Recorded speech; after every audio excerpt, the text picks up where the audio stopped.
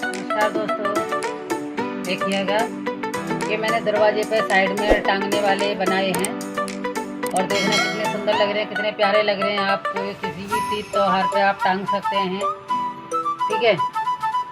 तो देखना कितना प्यारा लग रहा है, कितना सुंदर लग रहा है। मैंने कई कलर में बनाए हैं, अलग अलग कलर में, और यही कलर में बना करके 7 से 8 ये जोड़े बना करके आप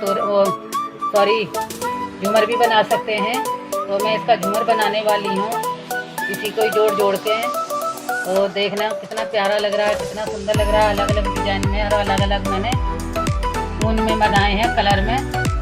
तो उम्मीद है मेरी वीडियो पसंद आएगी। अगर पसंद आए तो लाइक और शेयर करना, सब्सक्राइब करना, कमेंट करके बताना आपको क्या ये वीडियो कैसी लगी।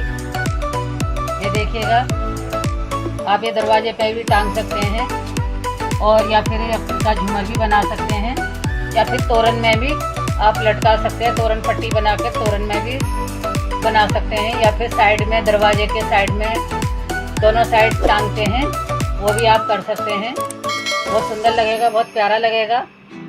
देखिएगा कितना सुंदर लग रहा है, कितना प्यारा लग रहा है। अलग अलग कलर में बनाओ, बहुत सुंदर लगेगा। तो चलिए मिलते हैं अगली वीडियो में, जब तक के लिए नमस्ते।